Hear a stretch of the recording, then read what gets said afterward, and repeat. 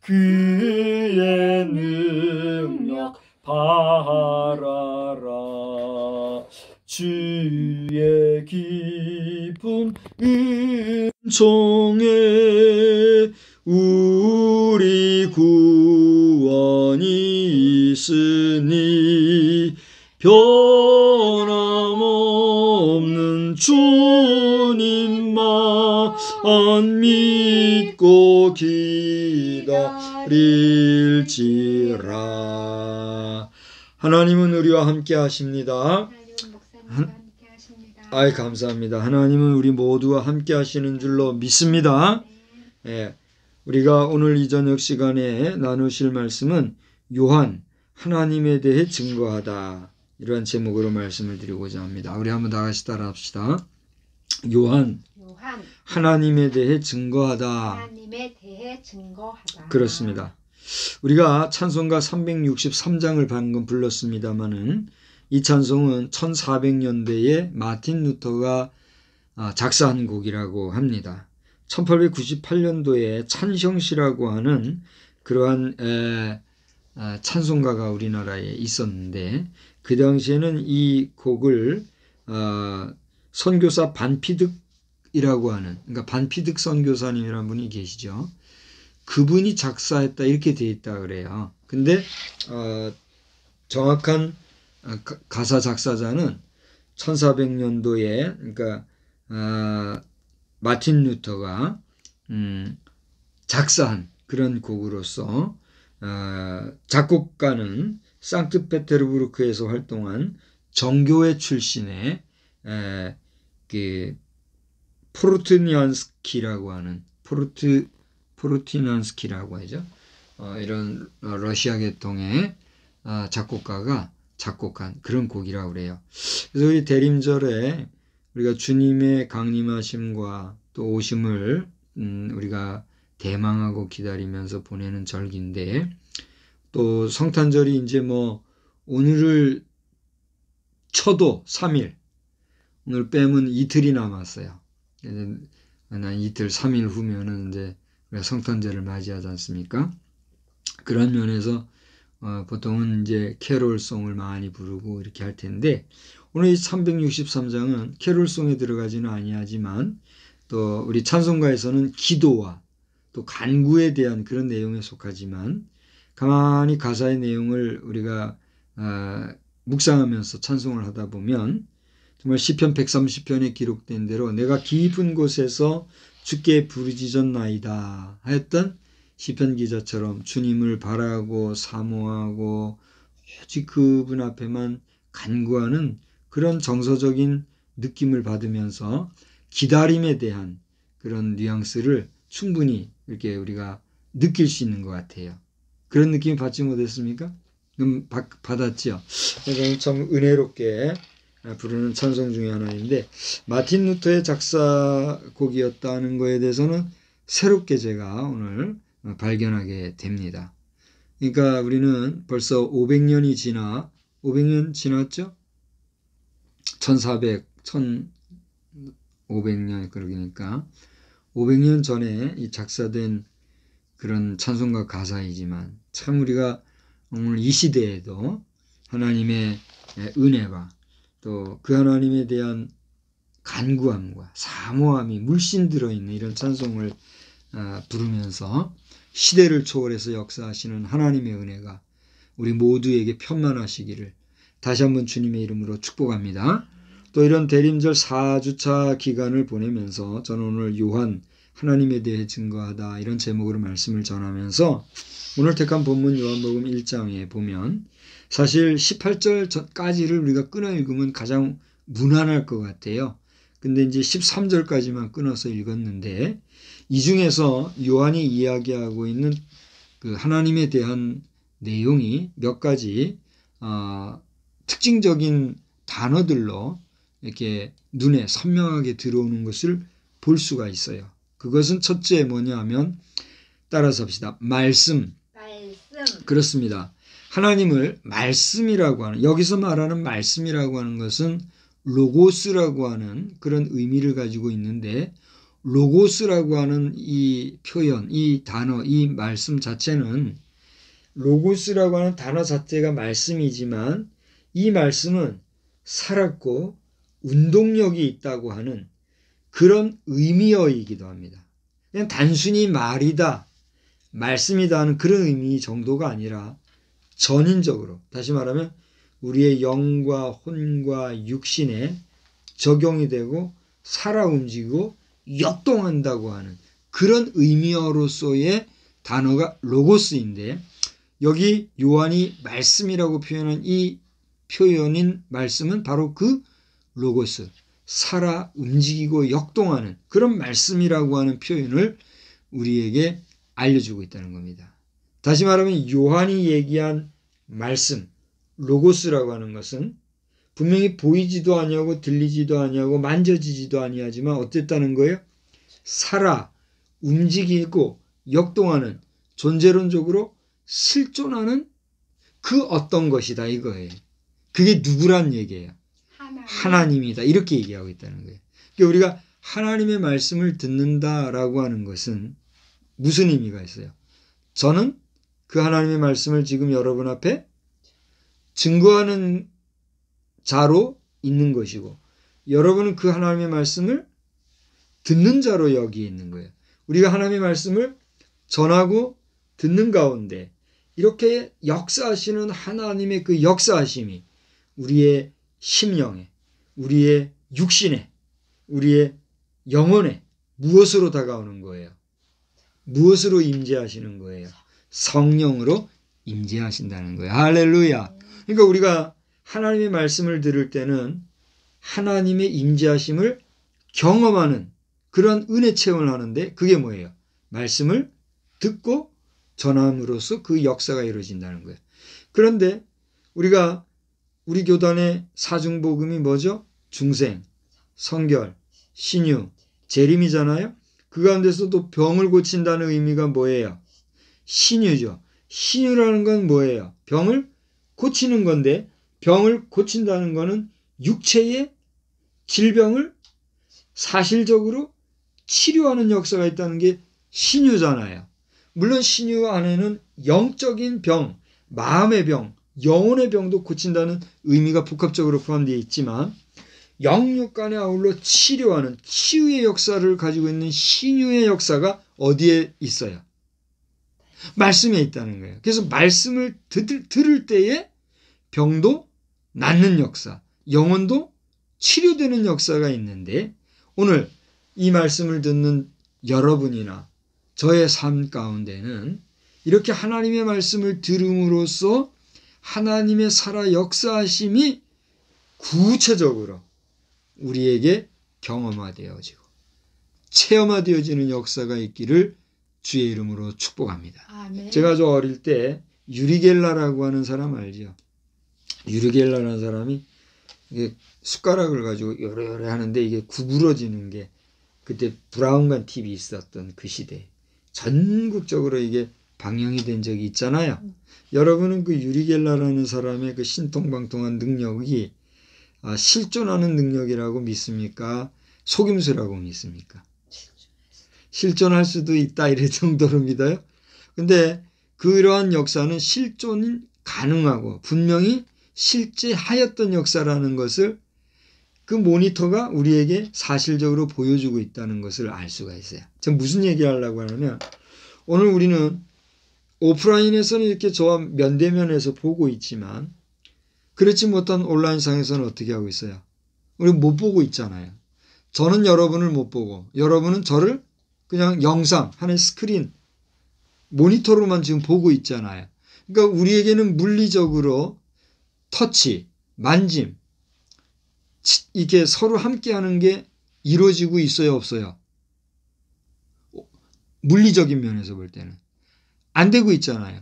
그런데 전자라든가 자기라든가 이런 어떤 전류, 전기의 흐름을 통해서 영상화되어지는 이런 모습을 통해서 볼 때 우리는 지금 물리적으로 만남을 갖고 있어요, 안 갖고 있어요? 갖고 있어요. 그런데 이것은 온전한 면에서는 물리적이라 할 수 있어요, 없어요? 없지요. 실체가 아니니까. 이거는 허상이잖아요. 그러나 그런 허상임에도 불구하고 우리에게는 서로 뭐가 통하는 거예요? 교감이 형성이 되고 대화가 되고 소통이 되고 커뮤니티가 지금 되는 거란 말이에요.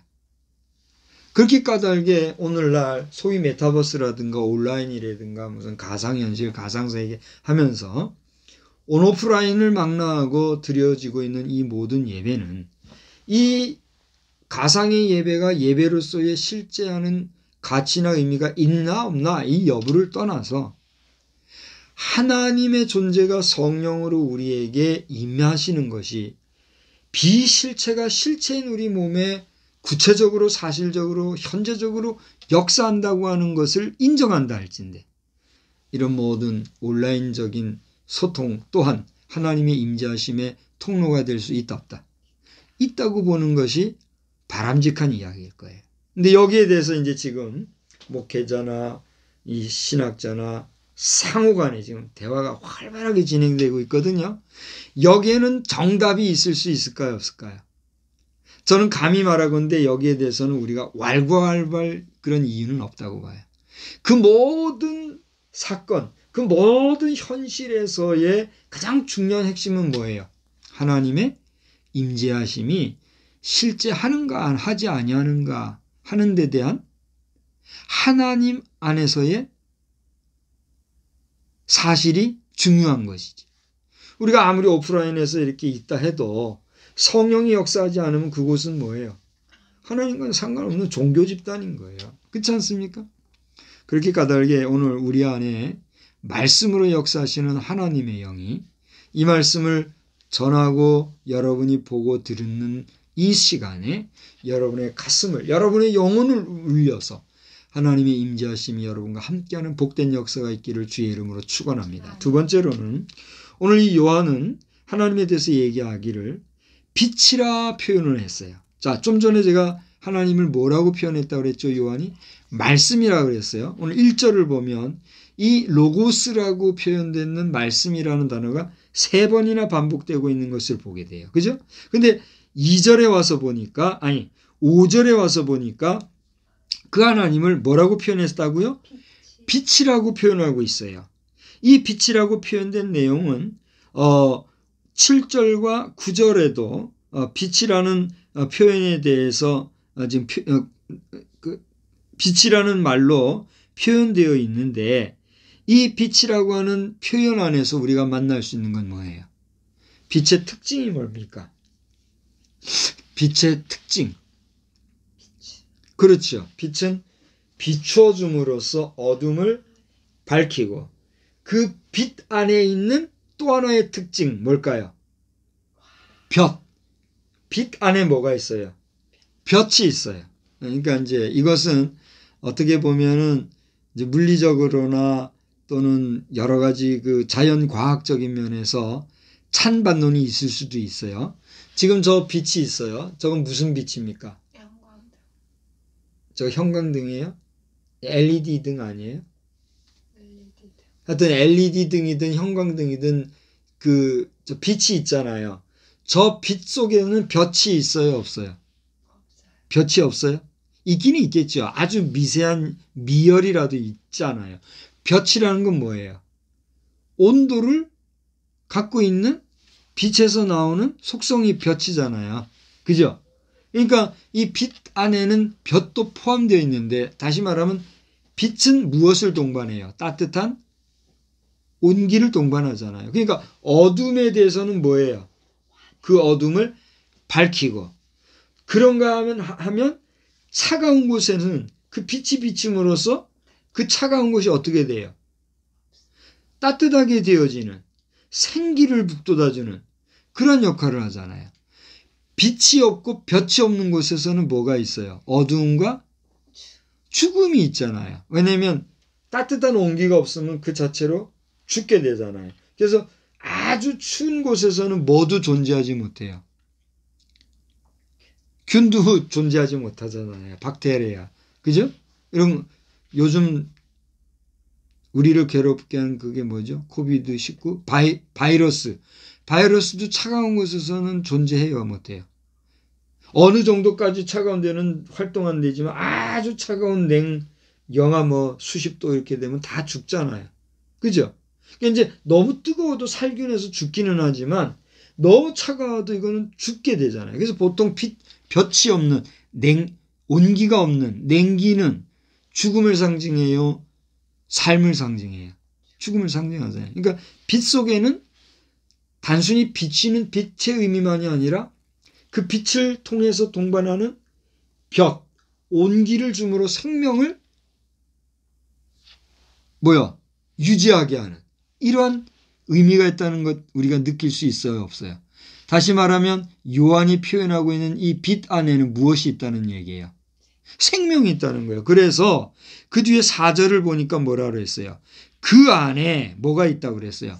생명이 있다고 그랬어요. 자, 그런데 저는 오늘 1절에 나오는 말씀을 요한이 소개했던 두 번째로 뭘 소개했어요?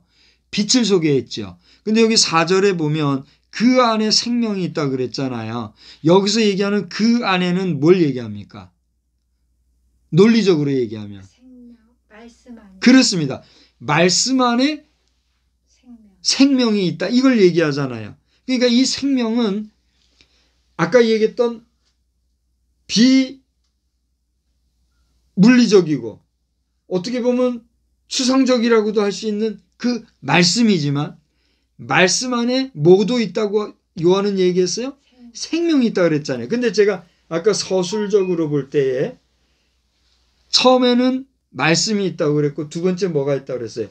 빛이 있다고 그랬죠. 그런데 이 말씀에도 생명이 있지만 고대 얘기한 대로 빛 안에 아까 뭐가 있다고 그랬어요? 생명이 있다고 그랬죠. 다시 말하면 요한이 소개하고 증언하고 있는 하나님의 속성, 하나님의 그 존재는 뭐가 있다? 생명이 있다는 데 대하여 요한은 밝히 말하고 있다는 겁니다. 할렐루야. 그러니까 우리가 하나님을 믿는다라고 하는 것은 내 안에 뭐가 있다는 거예요? 생명이 있다는 거예요. 내가 하나님을 믿지 않는다는 것은 그럼 뭘 얘기하는 걸까요? 살았으나 죽은 자와 다름이 없다는 얘기예요. 하나님이 살아계심을 믿습니까? 그러면 당신은 산 자요. 하나님의 백성인 줄 믿으시기를 바랍니다. 하나님을 믿지 못하십니까? 대단히 미안하지만 당신이 억만금, 천만금을 가지고 있다 할지라도 당신은 뭐예요?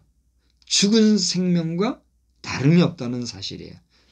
딱 기분 나빠 죽겠네. 지금 뭐라고 떠들어대는 거야. 속된 말로 뭐라고 씹으러대는 거야. 여러분이 아무리 그렇게 말한다 할지라도 하나님이 없는 생명은 무엇과 같다? 죽은 것과 같다는 거예요. 그러므로 내가 육신으로만 살아있는 것이 아니라 하나님을 믿고 하나님을 인정하는 도의 섬으로서 여러분이 영육이 아울러 살아 역동하는 참 생명의 주인공이 되시기를 주님의 이름으로 축원합니다. 그것이 믿어지지 아니하는 당신 어떻게 해야 될까요? 세상의 것을 구하기보다 하나님의 존재에 대한 믿음을 먼저 구하시기를 이 대림절의 주의 이름으로 축복합니다. 네 번째로 요한은 무엇을 얘기하고 있는가? 오늘 1절로 13절을 보니까 이러한 하나님의 말씀에 대해서 증언하는 자에 대해서 얘기를 하고 있어요. 7절을 한번 보십시오. 자, 하나님은 이제 요한에 따르면 첫째로 뭐다? 말씀이다. 둘째로 요한에 따르면 하나님은 무엇이다? 빛이시다. 그 하나님은 또한 우리에게 무엇을 주시는 분이다? 생명을 주시는 분이다 얘기했어요. 그런데 이와 같이 말씀이요 빛이요 생명이 되시는 분에 대해서 증언한 자가 있는데 그가 누구라고 그랬어요? 요한이다 라고 7절에서 8절은 우리에게 이야기해 주고 있어요. 그런데 여기서 7절 8절을 보면 6절에 기록된 요한이라고 하는 이름을 구체적으로 거명하면서 그가 증언하러 왔으니 곧 그가 누구예요? 요한이 증언하러 왔으니 곧 무엇에 대하여? 빛에 대하여. 우리는 이 빛이 지금 하나님이라고 요한이 이야기했다고 말하고 있지만 사실은 우리가 이 빛의 실체가 누구라고 알고 이 요한복음을 읽어요. 예수님이라는 사실을 알고 읽고 있지요. 그러면 이제 다시 한번 봅시다. 그가 증언하러 왔으니 곧 무엇에 대하여? 예수. 하나님에 대하여. 위에 의하면 하나님이잖아요. 그죠? 그런데 곧 빛에 대하여 증언하고 모든 사람이 자기로 말미암아 믿게 하려 함이라 했는데 그가 전한 이 빛은 하나님이라고 우리가 지금 읽고 있지만 사실상 이 세상에서 그가 전한 분은 누구예요? 예수. 자기 뒤에 오실 예수를 전했단 말이에요. 그러면 이제 저를 보세요. 논리적으로 하나님 안에 뭐가 있다고 그랬어요? 빛이 있고 하나님 안에 뭐가 있다고 그랬어요? 생명이 있다고 그랬죠. 이 빛과 생명이 되신 하나님은 무엇으로 우리 속에서 역동하고 있다고요? 말씀으로 역동하고 있다고 그랬죠. 이렇게 말씀이 육신으로 되어서 오신 분, 그분이 누구다? 예수 그리스도라고 누가 전했다? 요한이 전했다. 그러면 요한이 전한 것은 하나님이에요? 예수님이에요? 하나님 대신 바로 그거예요. 육신이 되어오신 예수 그리스도. 누가? 하나님이 육신이 되어서 오신 분. 누구요? 예수 그리스도. 그럼 예수 그리스도는 어떤 분이에요?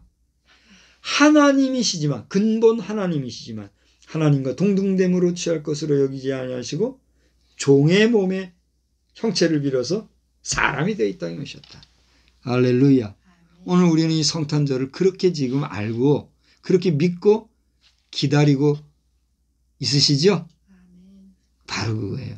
그리고 성탄절의 의미를 이와 같은 하나님의 로고스적인 임재하심으로 이해하고 믿고 확신하고 기다리고 또 함께하는 대림절, 또 성탄절이 아니라고 하면 미안하지만 이 성탄절은 누구의 몫이 돼요?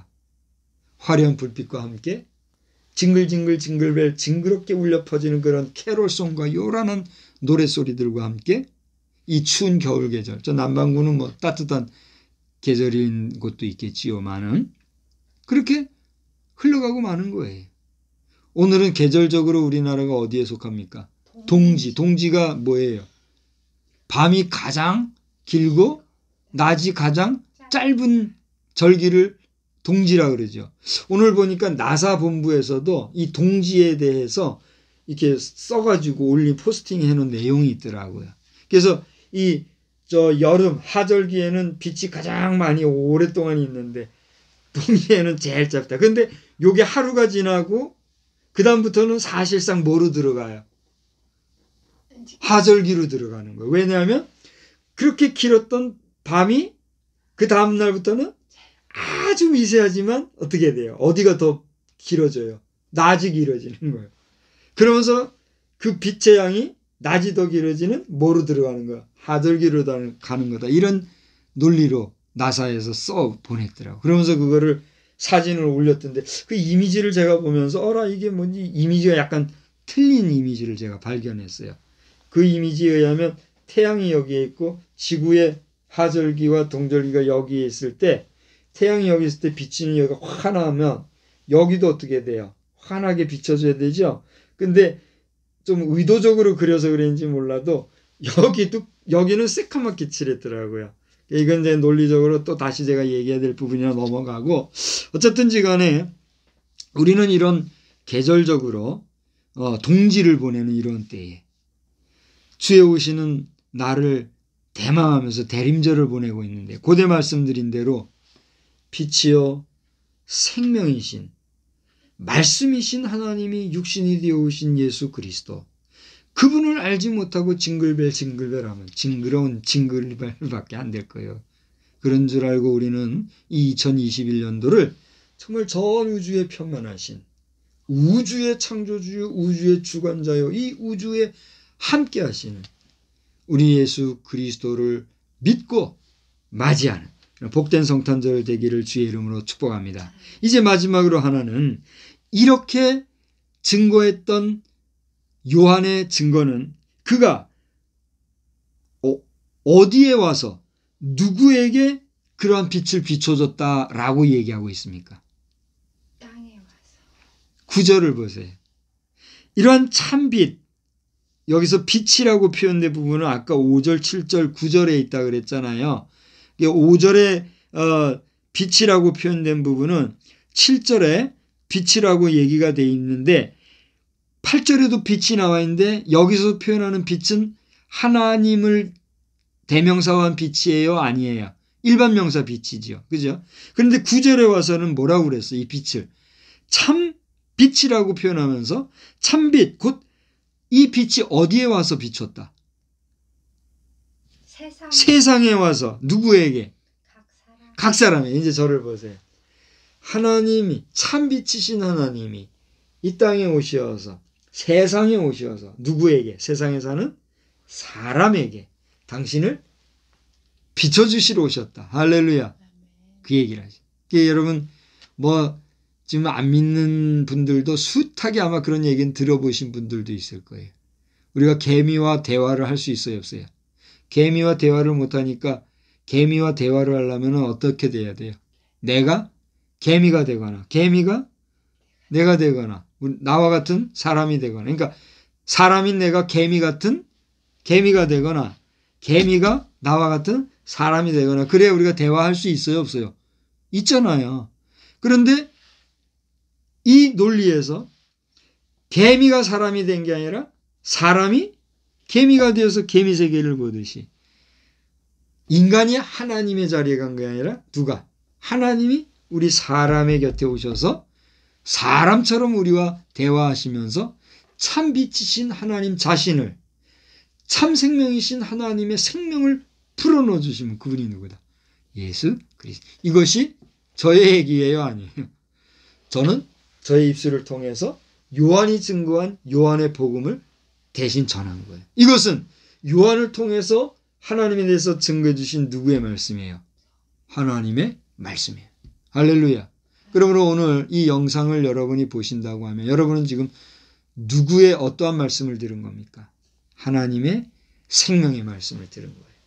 이런 하나님의 생명의 말씀을 듣고 하나님의 존재에 대해서 여러분이 알려하거나 또 깨달으려 하지 아니하고 믿으려 하지 아니하고 여전히 무시하고 믿지 아니하고 알려하지 아니하고 세상에 썩을 것들만 추구하고 세상의 쾌락과 세상의 권세와 권력만 좇고 살아가다가 하나님이 오라 하실 때에 우리의 생명이 끝나면 그에게는 칭찬과 상급의 심판이 기다릴까요? 저주와 책망의 심판이 기다릴까요? 우리 모든 인생은 하나님 앞에 신상 필벌의 심판을 받게 되어 있다 하는 것이 하나님의 뭐예요? 뜻과 섭리와 법칙, 말씀하신 대로 법칙이에요. 이런 법칙은 우리 인간의 힘으로 변개시킬 수 있어요, 없어요? 피할 수 있어요, 없어요? 없다는 사실이에요. 이것을 알고 이번 성탄절에는 여러분 아무리 우리가 시대적으로나 또 여러 가지 정치 또 사회 문화적인 면에서 주의 전을 가까이 하지 못하고 또 하나님의 말씀을 가까이 하지 못하는 일이 생긴다 할지라도 여러분 자신의 마음속에 하나님을 믿고 또 이 땅에 보내주신 예수 그리스도의 임재하심을 영접한 후에 믿는 사람이 되어서 오늘 마지막으로 13절인가요? 13절에 뭐라고 그랬어요? 덮어버렸네. 자, 빨리 봐세요. 혈통으로나 네. 열정으로나 사람의 뜻으로 나지 않고 오직 하나님으로부터 난 자들. 그렇죠. 그 앞에 중요한 말씀이 있어요. 그 앞에 12절인가요? 12절 한번 다 같이 읽어봅시다. 그렇습니다. 고대 말씀드린 대로 여러분 예수를 영접하지 아니하면 하나님의 자녀가 되는 권세를 받을 수 있어요, 없어요? 없어요. 세상의 권세 권력은 여러분 못 받을지라도 하나님의 자녀가 되는 권세는 우리가 받아야 돼요, 안 받아야 돼요? 받아야 돼요. 그래야 하나님 나라 백성이 되죠. 그러므로 여러분 하나님의 나라의 자녀가 됨으로써 하나님께로부터 난 자라고 하는 성령의 인치심 안에서 우리의 종말이 하나님 앞에 이르게 될 때에 모두가 할렐루야 여호와 하나님 아버지를 찬양하고 영접하는 천국의 백성이 다 되시기를 주님의 이름으로 축원합니다. 기도하시겠습니다.